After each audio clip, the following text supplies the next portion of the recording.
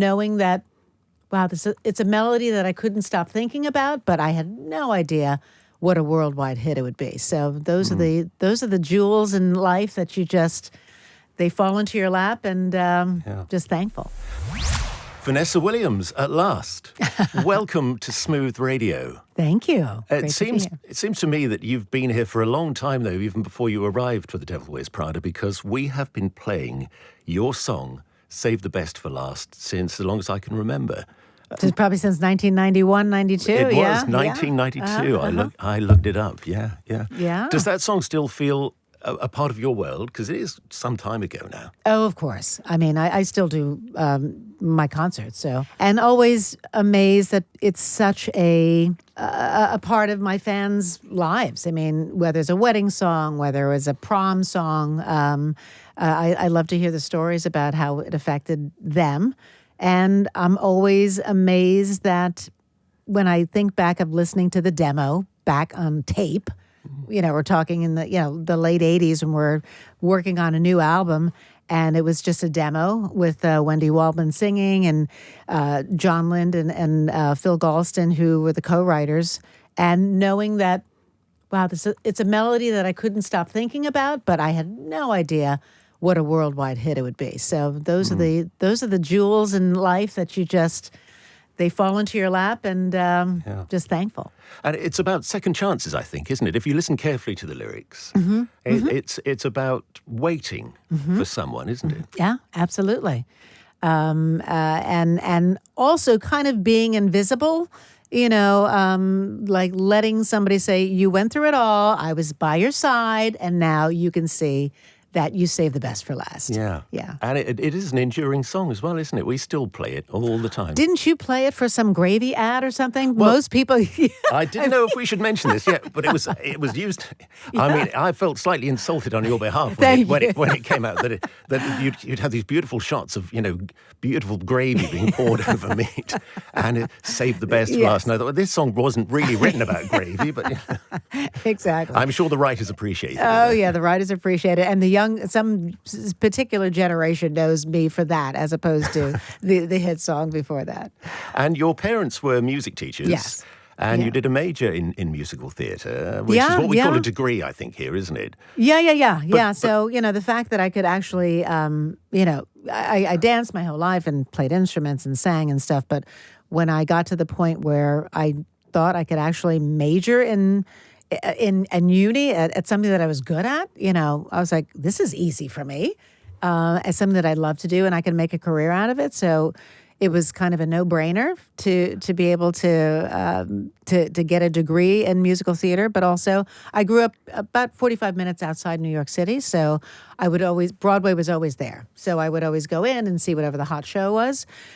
So I knew that it was an audition away to, like, if I worked hard or, got a part, I could make a living out of it. But it's the TV, the recording, the movies. That's been kind of the elusive dream that I never thought would actually happen. That's been great. But musical theatre was your thing. Yeah. You're a musical theatre kid, I guess you could say. I did, yeah. And I feel at home on the stage. I love being a part of an ensemble. I love when the music starts and the band starts to play and you're just getting ready for the show, even though some days it's exhausting and some days, you're under the weather, but you know that there's people that have paid money to see you. I do 8 shows a week. People are always surprised, like, you do Wednesday matinees? I go, yeah, I do Wednesday matinees, but and I take care of my instrument, so I can be there for the audience, because people save their money to see the show, but also a lot of people are coming to see me. Yeah, I feel absolutely. that responsibility. My daughter and I went to see the show, and your entrance... My entrance. Wow. It's Jerry Mitchell, the director, isn't Jerry it? Mitchell did the best entrance I've ever had in my entire life, which is amazing. I mean, the Dominion is a huge, 2,200 seat theater. The sound system is incredible. There's racks of speakers, big, subwoofers in the bottom, so you hear that music. But Jerry has me coming up from the ground, from beneath the stage in this amazing lift, and the music is orchestrated, so it makes the best out of every moment. And then you just hear a ding, and the elevator opens, and there I am. And there you are. And we start the show. Yeah. And people went crazy. Yeah. They would, it's turned into an experience. Yeah, yes, plays are wonderful and musicals are great, and there's an expectation that you're going to be entertained, but they have turned this into a musical event. Plus, Elton John's music, it lends itself to what is it? Is it rock? Is it pop? Is it, it doesn't feel like it's your typical musical.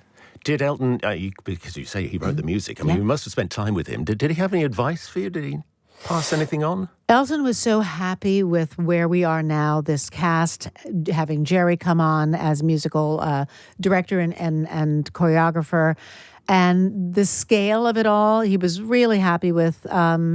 So I got no notes for him. I got a chance to go to his house for dinner, which was amazing. Oh, okay. And, no, he was just really, really happy with where it is.